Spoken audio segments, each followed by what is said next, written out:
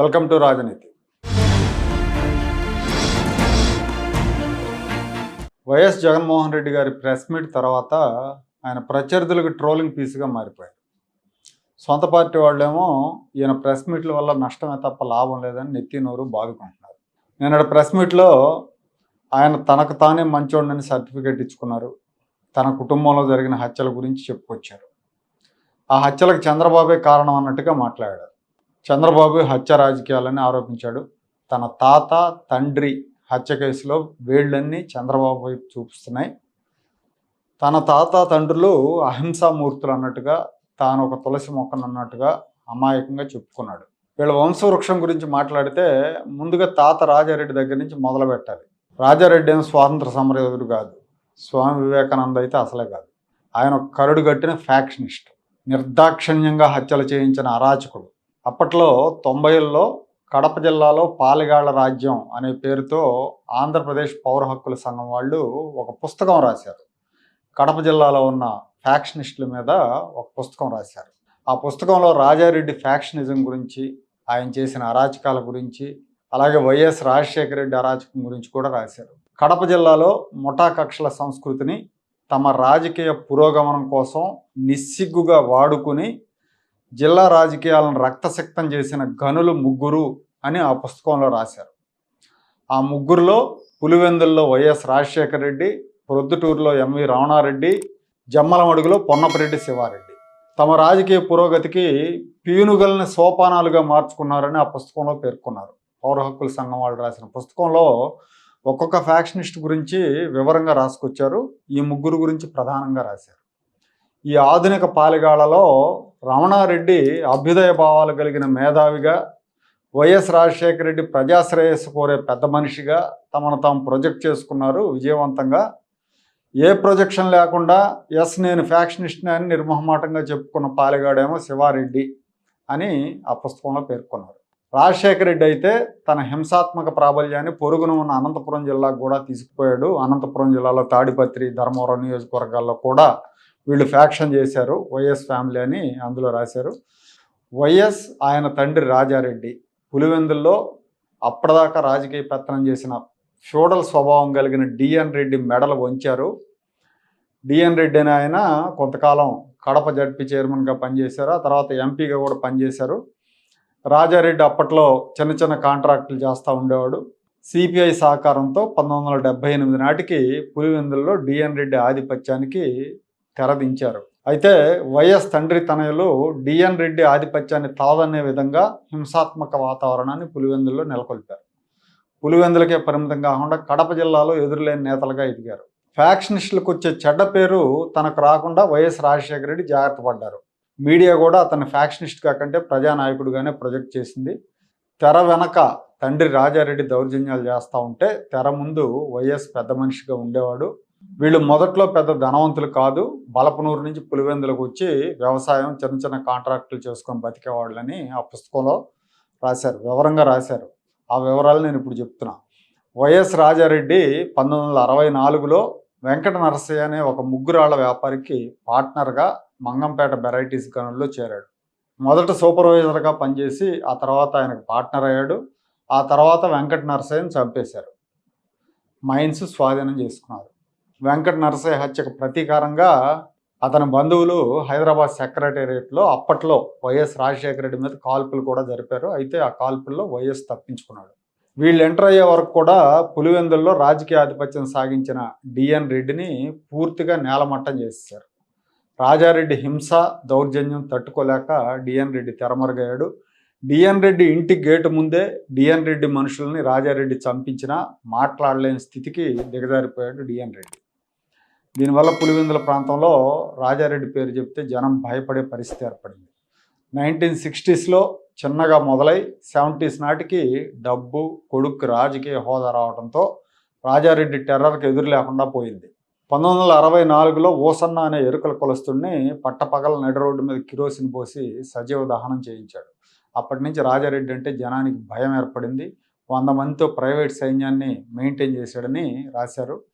1989లో అంటే ఇతను ఎంత అరాచకంగా ఉంటాడంటానికి ఇది కూడా ఒక ఉదాహరణ. 89లో భారత్ బంద్ సందర్భంగా పులివెందుల్లో వైఎస్ రాజారెడ్డి వాళ్ళ కాలేజీని మూసేయించడానికి కొంతమంది ప్రతిపక్షానికి సంబంధించిన వాళ్ళు ప్రయత్నిస్తే ఆ ప్రయత్నం చేసిన వాళ్ళలో ఇద్దరిని వారం తిరగకుండానే హత్య చేయించాడు.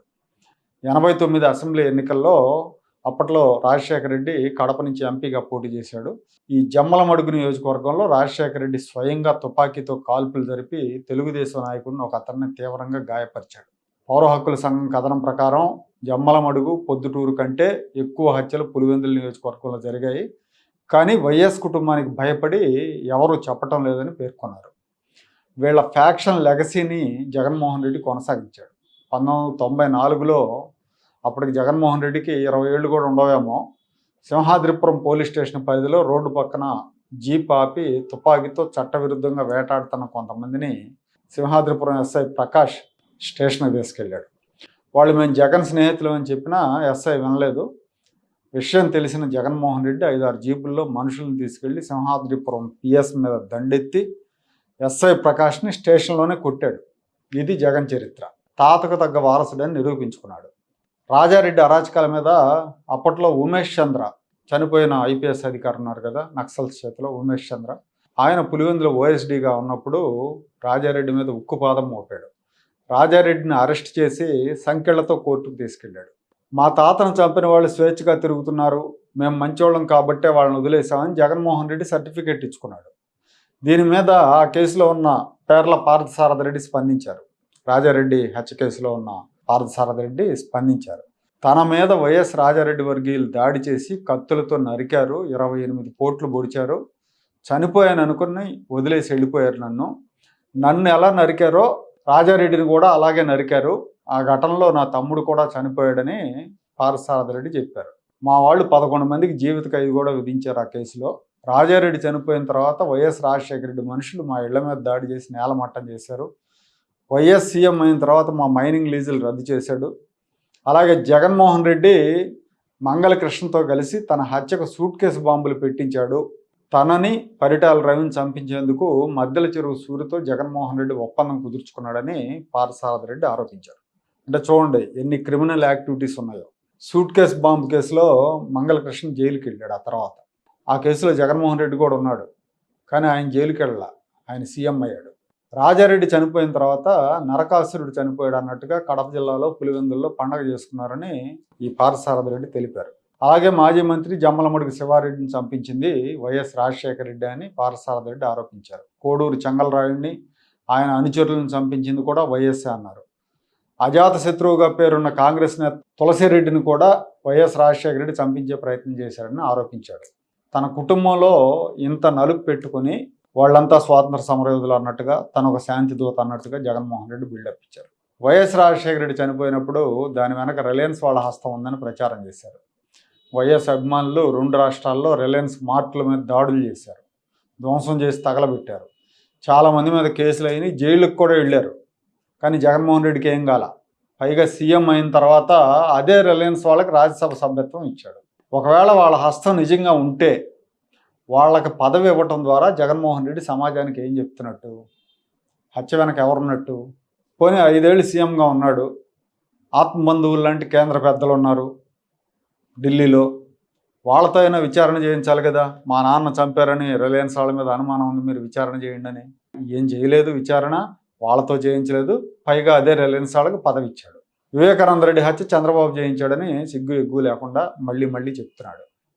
వివేకానంద రెడ్డి హత్య కేసు విచారణకు అడ్డంకులు కల్పించింది ఎవరు? 5 ఏళ్ళు ముఖ్యమంత్రిగా ఉన్నావు కదా, చంద్రబాబు నాయుడు మీద విచారణ జరిపించి లోపలేయచ్చు కదా నిజంగా ఆయన హస్తం ఉంటే. అసలు ముఖ్యమంత్రి అయిన తర్వాత సిబిఐ విచారణ అవసరం లేదన్నాడు. విచారణ జరిపించాల్సిందే అన్న చెల్లి సునీతను బెదిరించాడు. మీ ఆయనే కారణమైన కేసు పెడతానని హెచ్చరికలు జారీ చేశాడు. దీన్ని ఎలా అర్థం చేసుకోవాలి?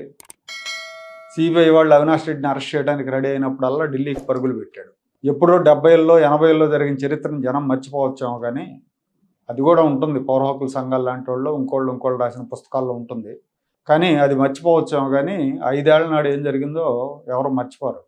వివేకానంద రెడ్డి మృతదేహానికి కుట్లేసిన భారతిరెడ్డి తండ్రి ఈసీ గంగిరెడ్డి మరణం మీద కూడా అనుమానాలు ఉన్నాయి, దాని మీద వార్తలు వచ్చినాయి. అలాగే వివేకానంద రెడ్డిది హత్య అని చెప్పిన జగన్ కజిన్ ఒక అతను కూడా తీవ్ర అనారోగ్యంతో చనిపోయాడు. ఈ చావుల మీద కూడా రకరకాల అనుమానాలు, ఊహాగానాలు ఉన్నాయి. చంద్రబాబు ప్రభుత్వం మెతకదనమో, లేకపోతే యాంటీ సెంటిమెంట్ అవుతుందన్న భయమో, లేదా కేంద్ర పెద్దల ఒత్తిడో కానీ ఈ చావుల మీద, అలాగే జగన్మోహన్ రెడ్డి హయాంలో జరిగిన మద్యం, మైనింగ్ కుంభకోణాల మీద, రఘురామకృష్ణరాజు టార్చర్ కేసు మీద, కాదంబరి జత్వానీ కేసు మీద జగన్ దాకా విచారించలేదు. అదే కనుక జరిగి ఉంటే మనకి ఇవాళ ఈయన గారి సుభాషితాలు వినాల్సిన కర్మ ఉండేది కాదు.